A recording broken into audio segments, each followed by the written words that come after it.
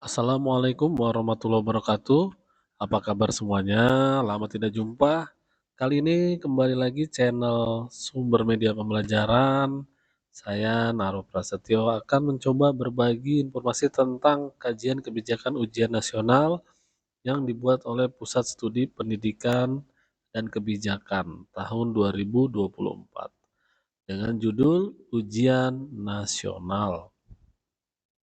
Pada kesempatan kali ini kita akan coba bahas, isi dari kajian ini yang terdiri dari 3 bab. Yang pertama yaitu pendahuluan tentang perkembangan asesmen dari waktu ke waktu, kemudian teorinya dan analisisnya. Evaluasi tentang ujian nasional yang bertentangan dengan norma hukum yang lebih tinggi, ujian nasional yang tidak berkeadilan, dan ujian nasional tidak sesuai dengan asas pembentukan peraturan perundang-undangan dan asas-asas hukum pemerintahan yang baik. Kemudian ada kesimpulan dan rekomendasinya. Pada bab kedua, di kajian ini menjelaskan tentang kaidah pengukuran ujian nasional dalam sistem pendidikan nasional, mulai dari apakah ujian nasional benar-benar mengukur yang diharapkan, valid, reliabilitas, konsisten, atau fairness bias, ketidakadilan pada soal-soal ujian nasional.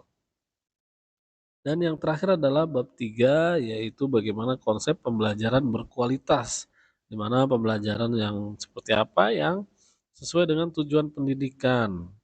Kemudian bagaimana pembelajaran berkualitas itu bisa dilakukan dan apakah pembelajaran yang bagaimana yang berkualitas yang sesuai dengan kompetensi abad ke-21. Oke, ini adalah bab ketiga. Dan bab keempat yaitu bagaimana sebaiknya asesmen murid digunakan untuk evaluasi sistem pendidikan. Apakah ujian nasional ini relevan untuk evaluasi sistem pendidikan? Oke. Lanjut ke bagian ringkasan eksekutif. Wacana pemberlakuan kembali ujian nasional yang muncul di kalangan masyarakat perlu ditanggapi dengan kajian akademik yang komprehensif. Ya, jadi tentunya kebijakan-kebijakan bisa dievaluasi dan bisa diubah ya, apakah nanti hasilnya akan mengadakan lagi ujian nasional atau tidak, kita tunggu saja waktunya. Kemudian di bab 1 kajian regulasi ujian nasional ini ya didahului dengan latar belakang yaitu International Covenant on Economic, Social and Cultural Rights ya. Jadi setiap warga negara itu berhak mendapatkan pendidikan yang layak ya sesuai dengan Undang-Undang Nomor 12 Tahun 2005. Jadi Indonesia harus menyediakan pendidikan yang berkualitas. Kemudian di Undang-Undang Dasar di pembukaan 1945 juga menyebutkan secara eksplisit bahwa negara bertanggung jawab untuk mencerdaskan kehidupan bangsa.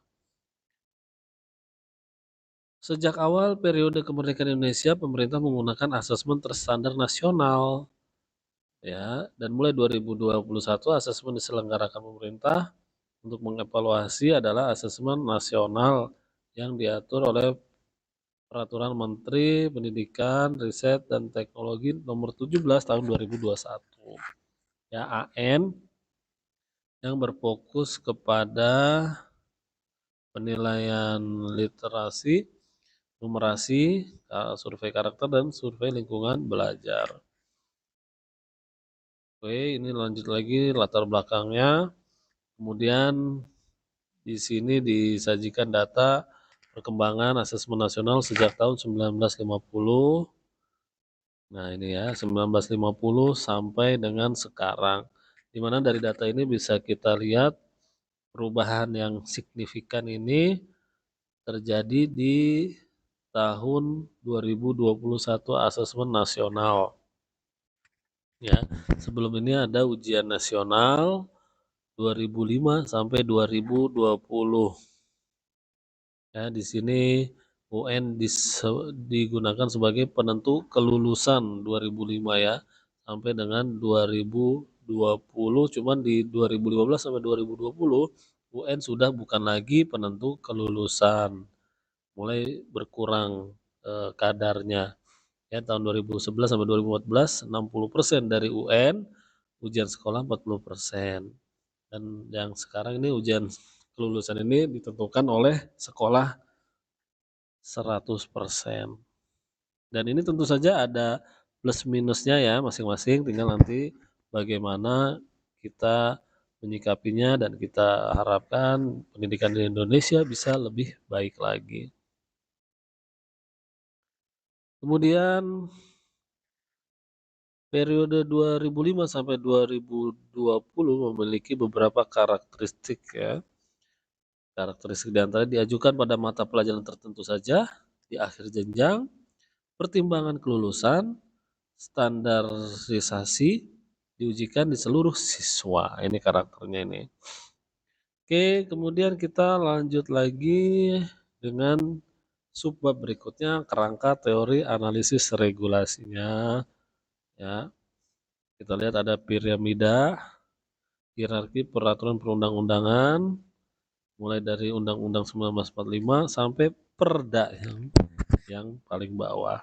Setiap peraturan diatur dalam undang-undang. Ini adalah salah satu dasar-dasar diadakannya ujian nasional.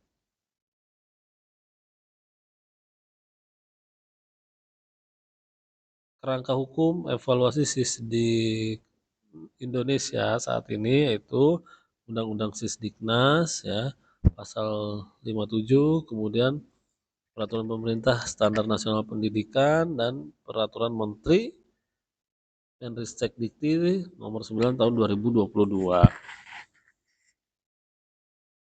Nah, sekarang kita yang ke bagian evaluasi ya, ini cukup menarik. Evaluasi sistem pendidikan dan evaluasi hasil belajar peserta didik adalah hal yang berbeda. Ya, sistem evaluasi pendidikan di Indonesia dirancang untuk meningkatkan mutu pendidikan melalui penilaian terhadap murid. Ya, ini adalah kerangka hukum evaluasi hasil belajar peserta didik. Kemudian ketidaksesuaian dengan asas lex superior derogat legi inferior.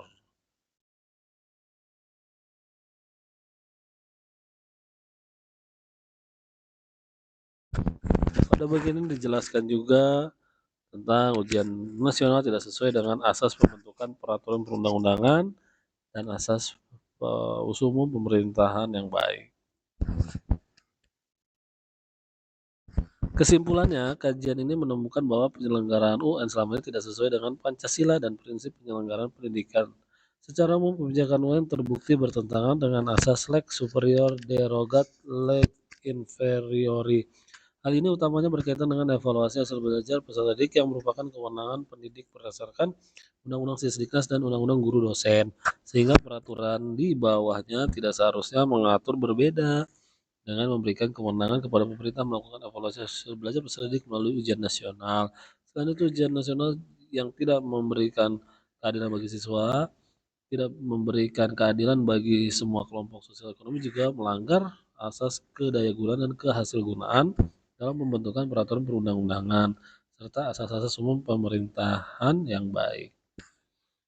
Oke, di sini dibuatkan rekomendasi yaitu mempertahankan kebijakan evaluasi sistem pendidikan melalui AN yang saat ini sudah dilengkapi dengan kerangka umum yang komprehensif.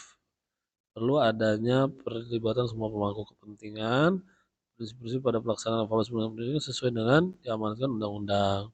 Di antaranya evaluasi dilakukan guru pendidik, evaluasi dilakukan oleh pemerintah. Bab kedua, evaluasi desain teknis ujian nasional. Nah, di sini dijelaskan tentang kaidah pengukuran ujian nasional dalam sistem pendidikan nasional. Apakah instrumen ujian nasional sesuai dengan prinsip dasar pengukuran? Nah, ini juga yang akan dijawab pada bab ini, mana dijelaskan tentang validitas, reliabilitas, dan fairness dari konstruksi tes ujian nasional.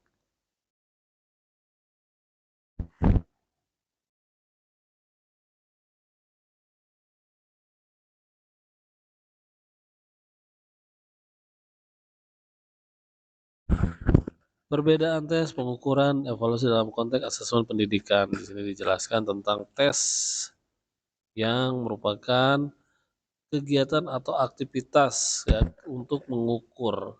Pengukuran sendiri adalah penilaian untuk melihat pencapaian. Evaluasi adalah penentuan apakah sudah berkualitas atau belum hasil dari pengukuran yang sudah dilaksanakan.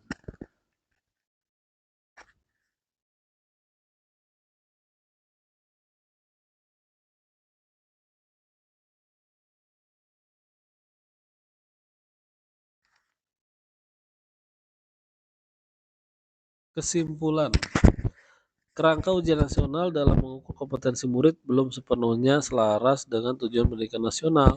Tujuan pendidikan nasional mencakup pengembangan kognitif, keterampilan abad 21, sikap, karakter. Namun UN lebih fokus pada pengukuran hasil belajar kognitif mata pelajaran tertentu aja. Jadi soal-soalnya juga dikritik tidak memenuhi prinsip dasar pengukuran yang mencakup validitas, reliabilitas, dan fairness.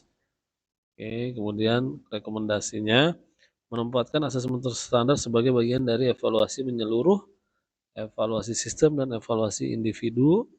Kemudian desain evaluasi asesmen pendidikan. Kapan asesmen diberikan? Asesmen diberikan di pertengahan jenjang ya, lebih efektif dalam memonitor kemajuan belajar dan memberikan umpan balik yang tepat waktu dibandingkan dengan UN yang diberikan di akhir jenjang. Bab ketiga, dampak ujian nasional terhadap pembelajaran. Asesmen pendidikan seperti ujian nasional memiliki fungsi utama sebagai bahan evaluasi.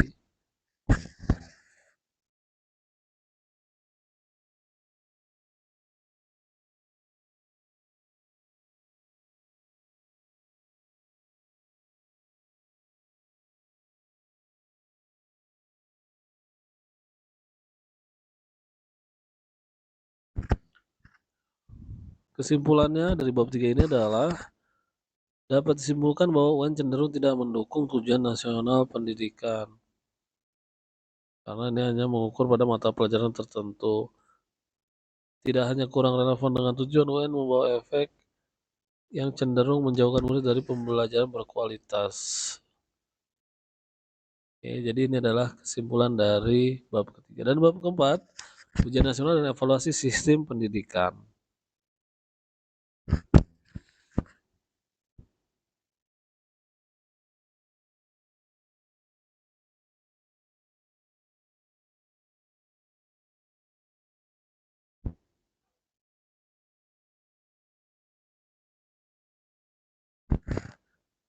Kesimpulannya, pelaksanaan evaluasi sistem pendidikan perlu dilakukan secara menyeluruh dengan mengevaluasi capaian anak, kompetensi proses pembelajaran oleh guru, kompetensi kepala sekolah, ikut membantu ekosistem pendidikan untuk dapat memberikan gambaran yang holistik mengenai pendidikan di suatu sekolah. UN menjadi tidak relevan dan tidak layak untuk menjadi asesmen murid yang terstandar dalam kerangka evaluasi sistem pendidikan yang holistik dan bersifat formatif. Rekomendasinya adalah peningkatan kualitas perlu yang terstandar nasional dalam kerangka evaluasi perlu dikembangkan sesuai tujuannya dan kriteria ya yang dijelaskan sebelumnya. Oke, itu saja untuk sesi kali ini. Jadi kajian kebijakan ujian nasional ini menjelaskan panjang lebar tentang apa itu ujian nasional, kemudian bagaimana prosesnya, teorinya, penerapannya, kemudian bagaimana kesesuaiannya dengan tujuan pendidikan nasional yang ada di Indonesia. Mohon maaf bila ada kesalahan, semoga bermanfaat. Jangan lupa klik like, share, ya, dan subscribe. Sampai bertemu di sesi berikutnya. Wassalamualaikum warahmatullahi wabarakatuh.